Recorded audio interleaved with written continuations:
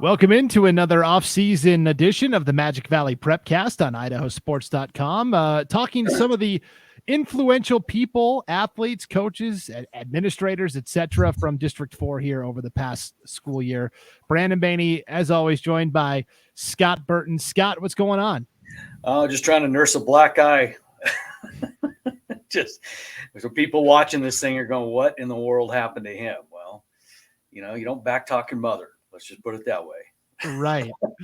Well, let's go to a school that was dishing out lots of black eyes this year. Lots of wins piled up. We're going to talk. We're going to talk about the Camas County High School Mushers, and no better person to bring in than the athletic director at Camas County High School, Mike McHan. Welcome to the show, Mike. Thanks for joining us. Hey, yeah, thanks for having me.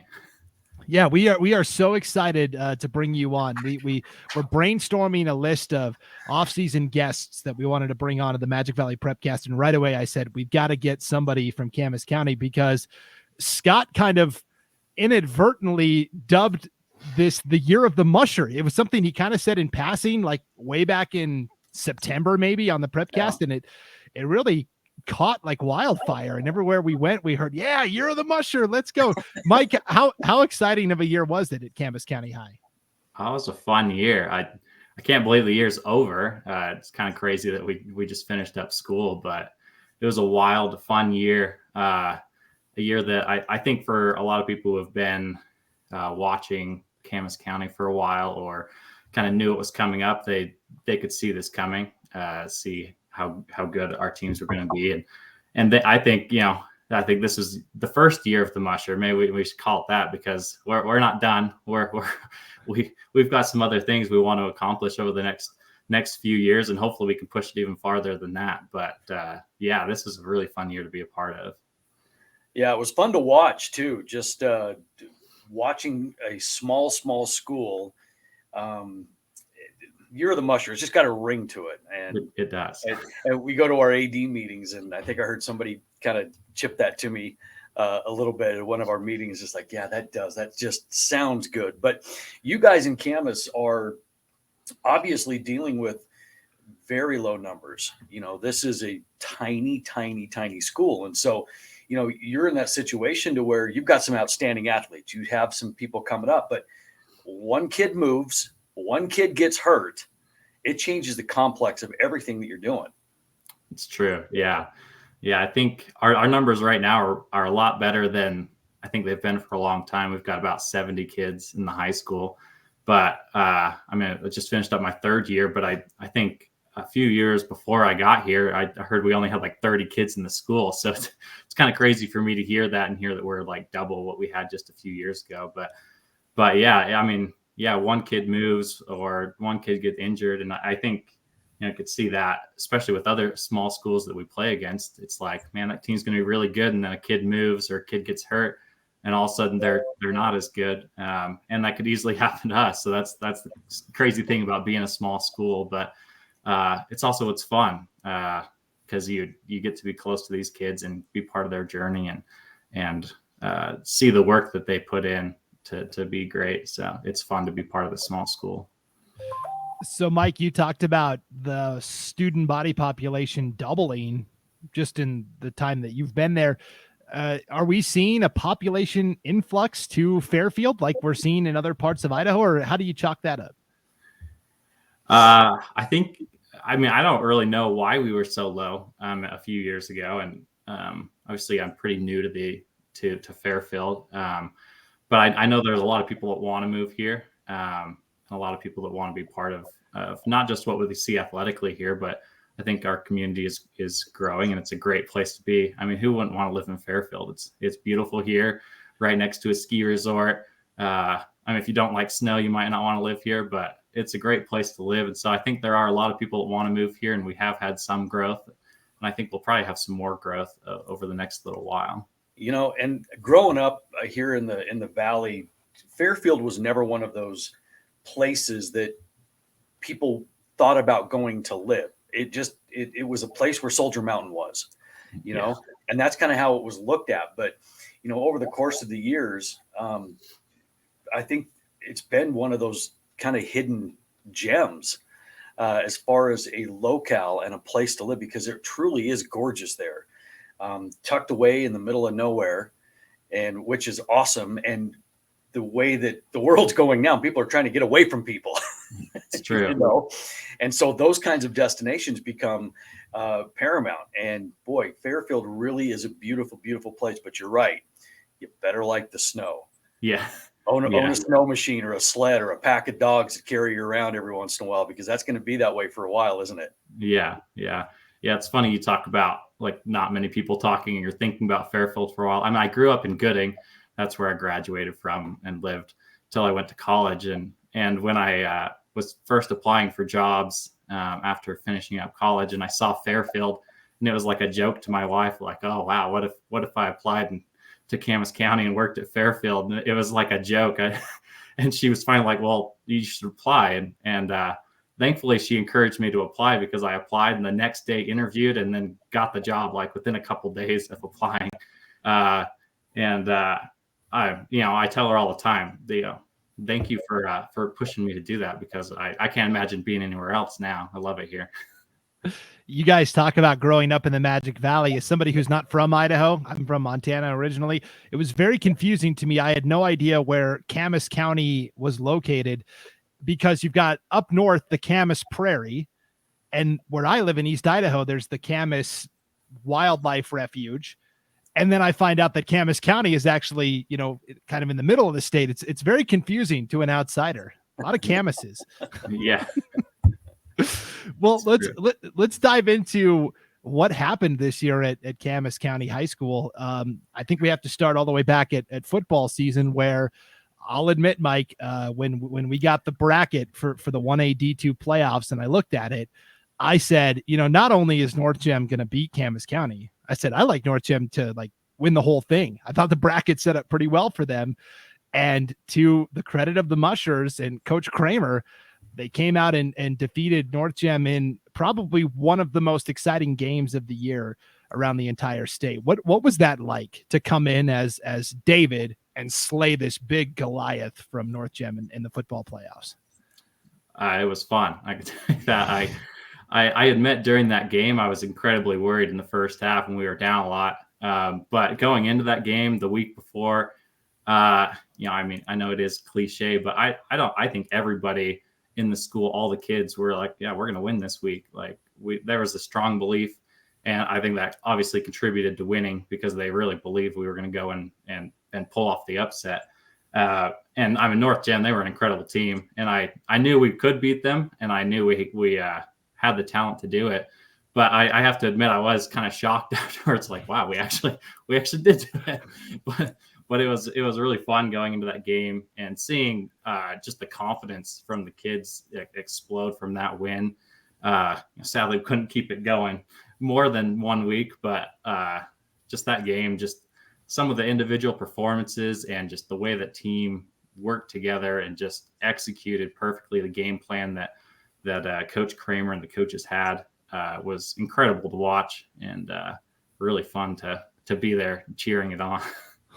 A lot of times when you get in those situations, you guys had a lot of momentum towards the end of the season, and you can just kind of feel it. And that's really kind of where all the year of the Musher started, was kind of about midway through the season. It was like, gosh, these guys, even though they're 3-7, they're doing some things that nobody thought they would do. Well, finishing like you guys did, have you seen not a renewed excitement for football, but a continued excitement for these kids to keep it going, to get back in the weight room, to get into the off-season programs, a little bit more excitement than you would in a normal year?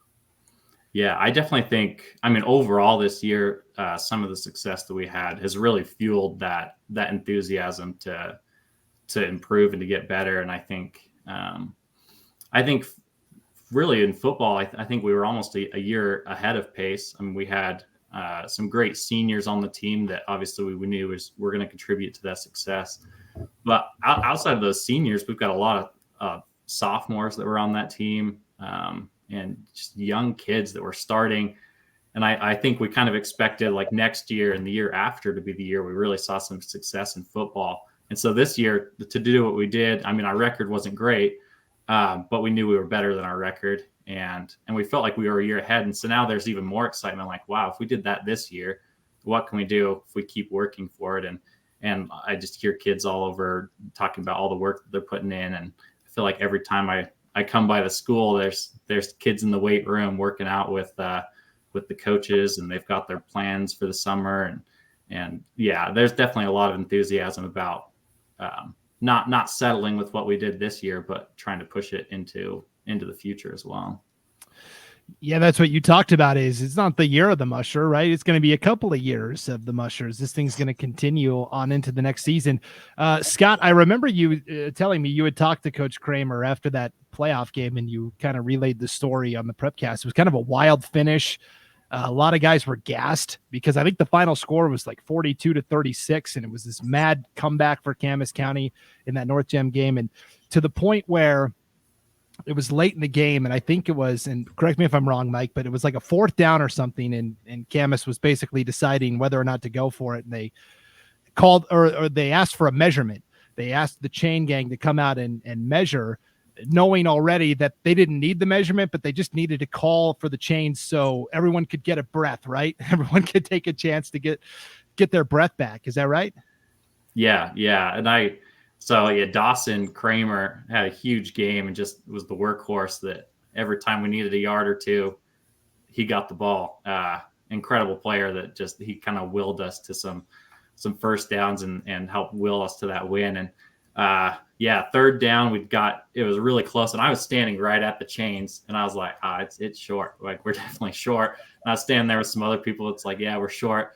And Rusty, Coach Kramer, he's saying, hey, we need a measurement. I'm like, everybody around me is like, no, it's short. He's like, no, we need a measurement.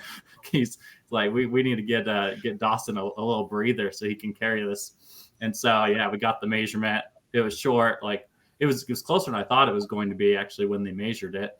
But yeah, I gave Dawson a little bit of a breather, and then he picked up the first down and went from there and went down to score. But it was kind of funny being on the line, and I listened to the podcast, heard the story. I was like, well, yeah, I was one of those guys saying, yeah, we didn't get it, but he knew Dawson needed a little bit of a breather there, and so it was a good strategy by him to say, yeah, it's close enough. Like, let's get a measurement and get a breather. Yeah, and the league that you guys were in this year was a gauntlet, right? Carey gets the championship. Castleford is a Final Four team. Does that competition force you guys to get better or get off the road? Yeah, I mean, I think if you want to play in our conference, you've got to be ready to get beat up on a little bit. Obviously, Carey year after year is great, and a team that you almost just know going in. It's like, oh boy, yeah, we're in for it in this one. But it's fun to play against them because even going into those games, our kids are like, well, maybe we can pull this off. Maybe we can pull off an upset in there. So I mean, you have to get better, and that they're a team that's going to push you. Then I mean, Castleford had a great year this year. Dietrich, obviously, after winning it the year before, they were still a really great team this year, and just a really deep conference. And it's going to be a little different next year, losing Carey from the conference, losing one of those top teams, and kind of seeing who's gonna rise to the top and kind of fill their spot. But it's a tough conference that we've been a part of, and will still be tough. But losing Carey definitely changes the conference a little bit. Yeah, let's talk about the impact Carey had on the league. I mean, because they were good in every sport. Doesn't matter what it is. They're always the team you have to get through to get to the top. So how does that open the door? You're losing Carey. You're also losing in some of the sports. Sun Valley Community School, they moved up to 2A. So the conference is going to look a little different next year. Yeah, I think overall the changes to our conference really it opens the door a lot. But it also the bad thing, losing representation, especially in sports like volleyball and basketball, where we're only going to have one seed to state, makes it really tough. But I mean, it gives us an opportunity to, do we want to fill that spot at the top of the conference? Do we want to be that team that everybody wants to knock off? And I think think that's what we're trying to do. But obviously, it's a strong conference. And Cary's always, I mean, they're that measuring stick. You know, if you want to be great, you've got to beat them, whether it's football, basketball, volleyball, track. I mean, they're just great at everything. They've got great athletes and great programs developed. And so they're a great measuring stick. And I'm glad, I think we're still playing them in most sports next year, so we can still kind of measure ourselves against them. But yeah, it kind of opens things up of who's going to fill that spot, at least for the next 2 years, who's going to be that team that everybody's trying to measure themselves against. And so it definitely changes the dynamic of the conference of who's going to be that team. And then if we turn now to winter and boys basketball season, a lot of those football players also played basketball, and it was kind of a role reversal where Camas went from dark horse that emerged to early on in the preseason, everybody was saying, watch out for the Mushers. And pretty much from the jump, you know, you guys were ranked number 1 in the polls for most of the year, number 1 or number 2. And it culminated with a championship game appearance and a nail biter of a loss to Rockland that wasn't decided until, you know, the final 40 seconds or so. But just talk a little bit about the basketball season that unfolded at Camas County this year. Basketball is really fun. And yeah, like you said, it was a role reversal where football, we were David, you know, going and knocking off North Gym and kind of surprising some people, but I don't think we surprised anybody in basketball this year. I think the writing's been on the wall that this team was going to be really good. Obviously led by Brecken, Clark, and Dawson Kramer, our 2 seniors from this last year. And those guys really set the tone really since a long time ago, but since last basketball season ended kind of disappointingly with the team not making it to state. And they really pushed their teammates all summer. I heard them like, hey, are you guys coming to open gym? Are you guys going to be at practices? Are you guys going to be in the gym shooting? And they were really pushing their teammates to get better. And this year, like we knew it was going to be really, really special, really fun year. Coach Jamin Frostenson really pushed me to put together a schedule that challenged this team. And I think night in, night out, we were playing some really tough competition. I mean, we had a few games on our schedule that weren't quite as tough, but I mean, pretty much every night we were playing teams that we knew, you know, we were going to have to bring it, and they knew that they were going to have to bring it. And we played a lot of fun games.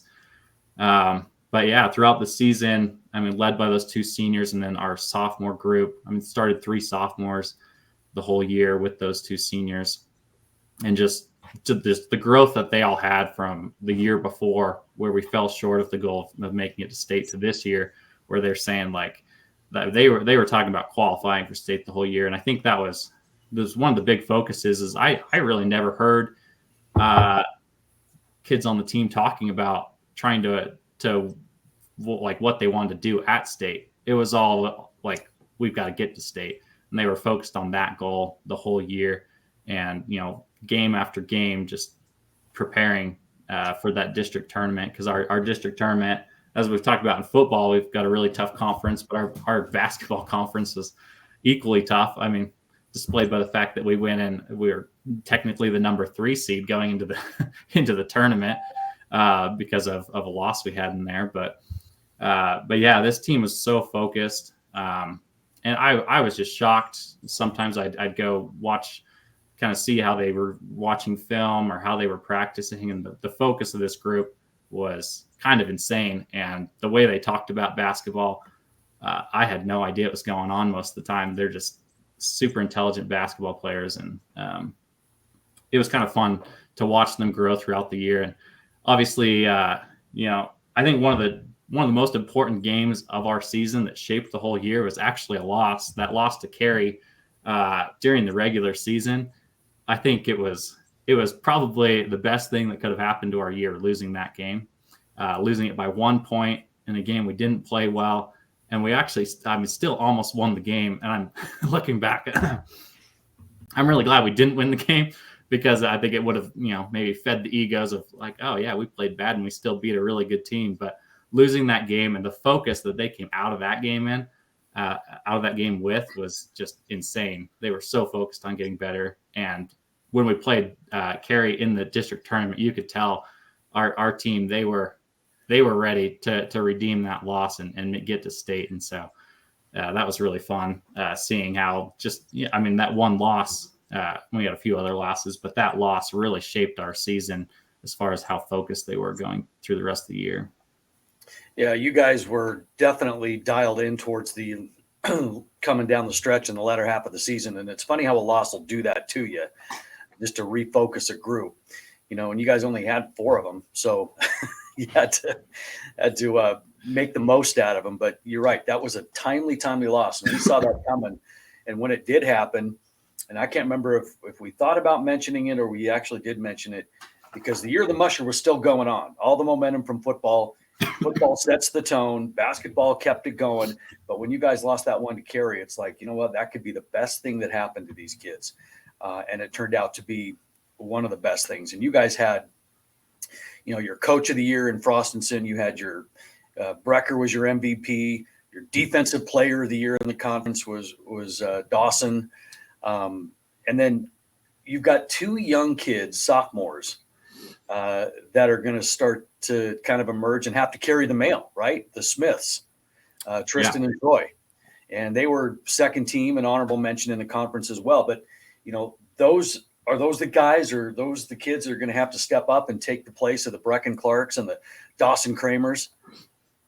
Yeah. I mean, that whole sophomore class, kind of led by the Smith twins, Tristan, Troy, they're ready to lead the way. And another, I could talk about all the kids on the team because they're all awesome. But Emmett Palin is another one of those sophomores that he didn't get a lot of that recognition, but he's a kid that when he has an on night, he is unstoppable. He's an incredible player.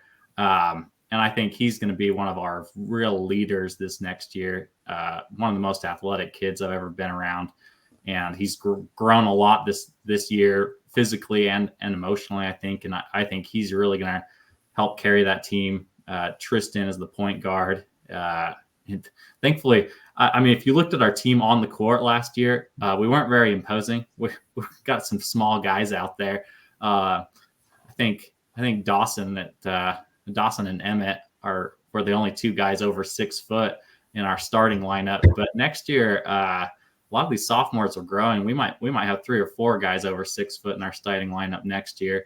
So we'll be bigger, stronger, a little more athletic. But yeah, Emmett and the Smith twins and Trevor Tews was our 6th man off the bench that he just seemed to provide a spark. It might not have been always with scoring, but he came up with big defensive plays, big rebounds. His vision as a passer is just ridiculous. But he's going to be a kid that he's really going to break out this next year. And then there's a lot of other guys that are coming up that are really going to help us. And so, yeah, I think kind of that core of sophomore kids and Caden Baxter, I think he'll be a senior next year. He's going to kind of step into that starting lineup as our big guy. And he's big and strong, and he's going to be a force down there in the post, I think, this next year. So we've got a lot of great kids coming up. Obviously losing Brecken and Dawson, it's going to hurt, especially their leadership. On the court, yeah, you can count on Brecken to get 20 a night and Dawson to just lock down the best players on the other team and grab big rebounds. And you could really count on those guys. But also it's the way they led and encouraged. It's going to be something that losing them is really going to hurt us. But we're not about to take a step back and say, oh, we lost 2 seniors and now we're done. We're ready to step up and hopefully duplicate this season and have a really good year again next year. Yeah, getting to state is always so difficult.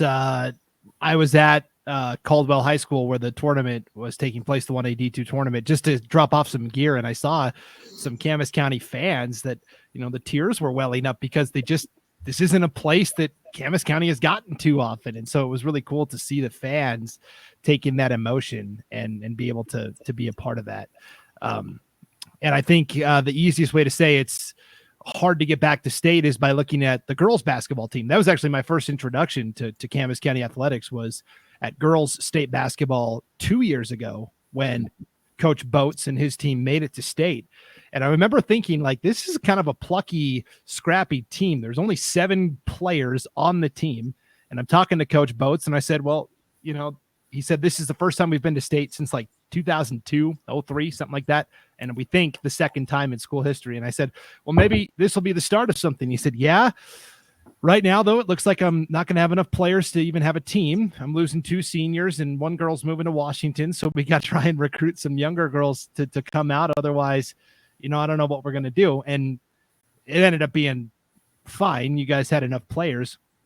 And so I was watching the girls basketball team really closely this year. And even though they didn't make it back to state, I thought the girls basketball team still had a really outstanding season overall. Yeah. Our girls team definitely, I mean, from the previous year getting to state, it, almost seemed like this year was not very good, but we still had a very good girls team this year, obviously led by Ashley Boats, an incredible player. And her, I think she's kind of somebody that a lot of the kids in the school look to as, the work that she put in to become a great basketball player is something that they all realize, like, if you put in the work, you can achieve this. And obviously, scoring the amount of points that she scored in her career, over 1,000 points and over 500 rebounds, and she's going to go on and play some college basketball. And so, yeah, I mean, led by her, that team was really good. We had some really good wins this year. Obviously, the depth of our team was something that was, we had a smaller team and some girls that hadn't really played basketball as much that were still kind of learning and growing. And so there were some growing pains with that group, but overall it was still a very good year for our girls team. And I thought, on the right night, maybe in the district tournament, we could have knocked off somebody and maybe snuck in, but it didn't quite work out that way. But we had a lot of great athletes on that team and a really good season. Yeah. So you talked about Ashley Boats. She crossed the 1,000 point mark for her career this year. And Brecken Clark did that on the boys side as well. It's unusual for a school to have 1 athlete do that, but to have 2 in 2 separate sports, boys and girls basketball, what an incredible accomplishment that was. How exciting was that? It was really cool. Yeah, Brecken did it kind of one of the first games of the year. And sadly, he did it on the road all the way up at Garden Valley. So we didn't have as many fans there to celebrate for him.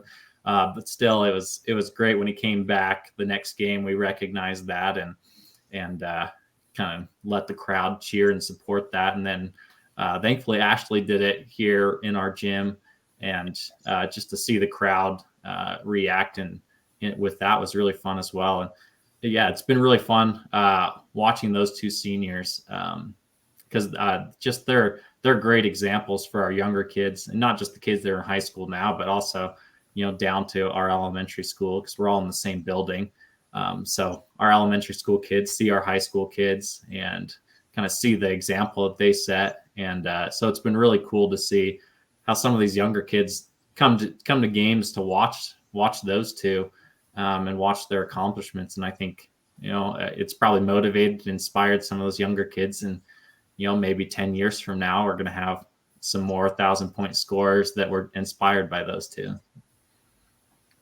Yeah, for sure. Those are the kind of players that you build programs around, and their influence on those younger kids is crazy. But you touched on something that's really interesting that a lot of schools don't have don't have that situation. Everybody's in the same building, and so when you are in these bigger schools and you've got people like Ashley and Brecken that are, obviously the talk of the town as far as their basketball prowess, these elementary kids never get to associate with them at all in bigger towns, but now they're in the same building. So how is that relationship, having all of those kids, 70-ish kids from grade school to seniors in the same building, and how does that promote that camaraderie within the sports programs and the athletes in the student body?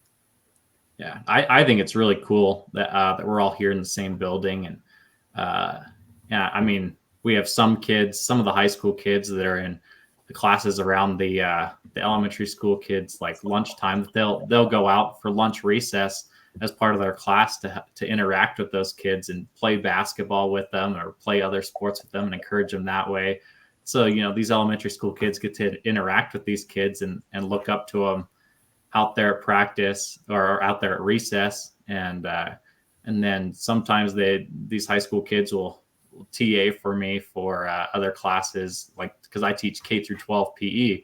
And so they'll drop in to these elementary school classes that I'm teaching with elementary school kids, and they'll come in and kind of play with them. And it's a different dynamic that is something that's really cool because these younger kids do get to interact with them and see, that they're great athletes, but also see the great things they do as people. And when we send teams off to state, thankfully this year we got to do it in football and boys basketball. Mm-hmm. And we, sent some track athletes. So we have all the elementary and junior high school kids. They all line up in the hallway that goes all the way from the elementary up through the high school. And it's this big tunnel. And the team runs through the tunnel, high-fiving all the kids, and goes out, gets on the bus. Everybody comes outside and sends them off. And I know some schools, bigger schools do that, or something like that just with the high school kids. But, our little kindergartners get to see these teams going off to state and high five these athletes and say good luck and then go watch them leave to go to these big games, these big, state tournaments. And for them, it's like, well, I want to do that. I want to be part of that. And I think that's really, really cool that we get to have all of our kids to be part of that because we're all in the same building. Wow. Very cool. Very cool. Yeah, that's how you build multiple years of the Musher, right? Yeah. What a cool deal for sure. Well, Mike, we wanted to thank you for coming on and talking and recapping and reveling in this great year of athletics at Camas County High. With a school your size, to have a year like this where every sport is competitive and in the mix and getting to state or getting deep into the playoffs, it was a real treat to watch because a lot of 1A D2 schools struggle just to get enough players for varsity programs sometimes. So it was a lot of fun to bask in this.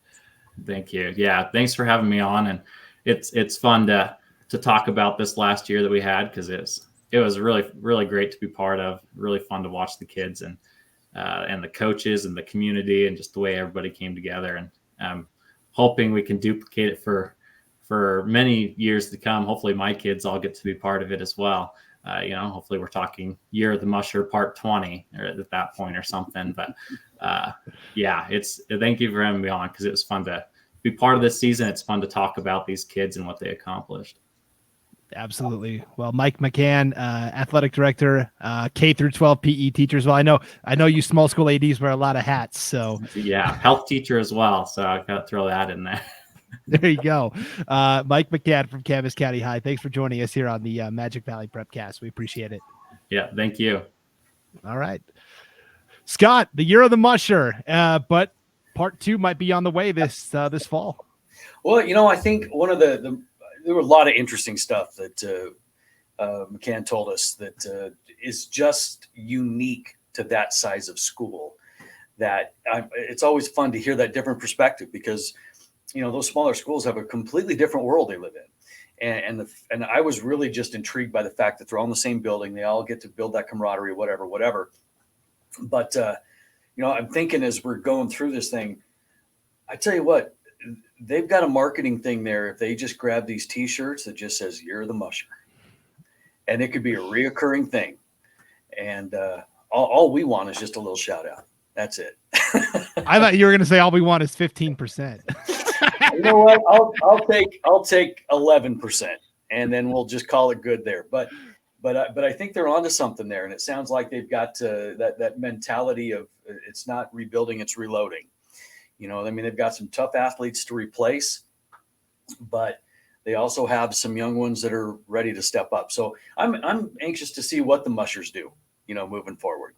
Yeah. I think it's going to be must view, appointment viewing, whatever is going on with Camas County. Well, yeah. And then the fact that Carrie's not in the mix anymore, I mean, that is huge. That changes everything. Because, I mean, for I don't know how many years, everybody's playing for second place for the most part. Now, all of a sudden, you have this renewed vigor with all these schools are going, well, why can't that be us now? You know, I mean, the big kid on the block is gone. Who's going to step up and take his place? Well, it's open season. So That's right. Why not the Musher? Well, as we trudge our way towards the next open season, stay tuned to more off-season podcasts. We'll have more interviews throughout the summer here on the Magic Valley Prepcast. Until then, for Scott Burton, I'm Brandon Baney, and thanks for tuning in on IdahoSports.com.